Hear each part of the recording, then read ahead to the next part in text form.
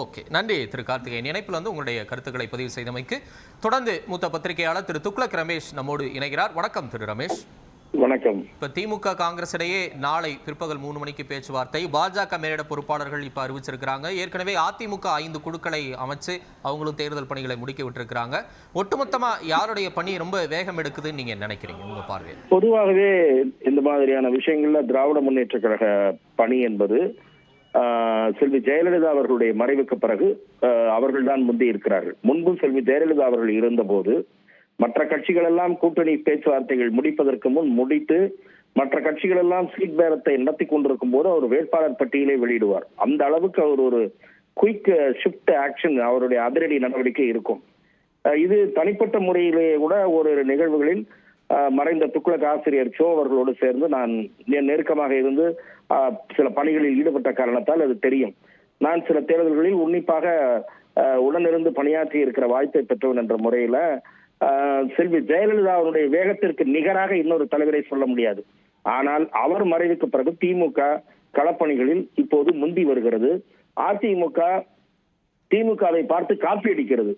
தேர்தல் அறிக்கையெல்லாம் முன்பு அதிமுக குழு ஊர் ஊராக பயணம் போனதெல்லாம் கிடையவே கிடையாது. தேர்தல் அறிக்கை தயாரிப்பு குழு போடுவார்கள். திமுக குழு பயணம் செய்கிறது என்றவுடன் அதிமுக குழுவும் பயணம் என்று எடப்பாடி பழனிசாமி அடுத்த நாள் அறிவிக்கிறார். திமுக கூட்டணி பேச்சுவார்த்தை குழு முதலில் அறிவித்தது.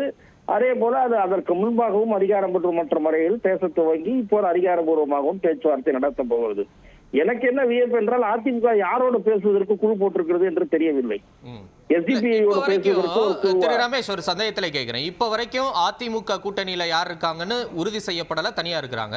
பாஜக கூட்டணியும் யார் இருக்காங்க அப்படின்னு இன்னும் உறுதி செய்யப்படல, அவங்களும் தனியா தான் இருக்கிறாங்க. இன்னும் கூட்டணி வடிவம் 2 பேருக்குமே இறுதி ஆகல. அப்ப உடனே நம்ம அந்த முடிவுக்கு வந்துட முடியுமா? அதிமுக இல்ல, பாரதிய ஜனதா அதிமுக ஒருங்கிணைந்து நடத்தி கொண்டிருந்த தேசிய ஜனநாயக கூட்டணியில் இடம்பெற்றிருந்த கட்சிகளுக்கு ஒரு தடுமாற்றம் ஏற்பட்டிருக்கிறது.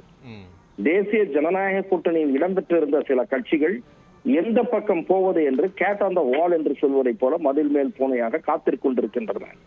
ஆனால் அதிமுக குழு அமைத்து விட்டதை தவிர இப்போது திமுக வரிசையாக பேச்சுவார்த்தை தேதிகளை அறிவித்து விட்டது. அதிமுக என்ன செய்ய போகிறது? அந்த வாரத்துக்காகத்தான் நான் சொல்லுகிறேன். எஸ்டிபியையும் பூவை ஜெகன்மூர்த்தி அவர்களுடைய இயக்கத்தையும் தவிர அதிமுக பக்கம் இப்போது யாரும் இல்லை. பாரதிய ஜனதா பொறுப்பாளர்களை நியமித்திருக்கிறது. பாஜக அதிமுக சம்பந்தமான ஒரு உறுதியான எதிர்வினைக்கு இன்னும் வரவில்லை. ஆனால் மிக விரைவாக அதிமுக பாஜகவுக்கு எதிர்வினை ஆற்றும் என்று நான் எதிர்பார்க்கிறேன். குறிப்பாக ராமர் கோயில் விவகாரம் தொடர்பாக திரு எடப்பாடி பழனிசாமி கூறியிருந்த கருத்துக்கு திரு அண்ணாமலை அவர்கள் சிதம்பரத்தில் சூசகமாக பதிலளித்தார். இனிமேல் நேரடியாக பதிலளிப்பார்கள் என்று எனக்கு பாஜக வட்டாரத்திலிருந்து தகவல்கள் கிடைக்கின்றன. அதை நாம் பொறுத்திருந்துதான் பார்க்க வேண்டும்.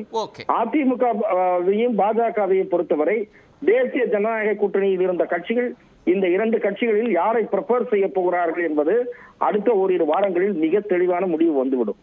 நன்றி திரு ரமேஷ். இணைப்பில் உங்களுடைய கருத்துக்களை பதிவு செய்தமைக்கு.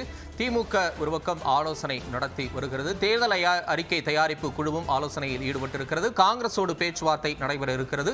அதிமுக தரப்பிலும் 5 குழுக்கள் அமைக்கப்பட்டு தேர்தல் அறிக்கை தயாரிப்பு என்பது மும்முரமாக நடைபெற்று வருகிறது. காங்கிரஸ் தரப்பிலும் அதற்கான முன்னெடுப்பு மேற்கொள்ளப்பட்டிருக்கிறது. பாஜக தரப்பிலும் தற்போது உத்தேச பட்டியல் அளிக்கப்பட்டு மேலிட பார்வையாளர்களும் நியமனம் செய்யப்பட்டிருக்கின்றன. திமுக கூட்டணி கட்சிகளுமே அடுத்தடுத்த நகர்வை நோக்கி நகர்வதையும் பார்க்க முடிகிறது. இன்னும் சில வாரங்களில் கூட்டணி இறுதி வடிவம் பெற்று தொகுதி பங்கீடு எவ்வாறு அமையப் போகிறது என்பதையும் பொறுத்திருந்து பார்க்கலாம். இனி மற்ற செய்திகளை தொடர்ந்து பார்க்கலாம்.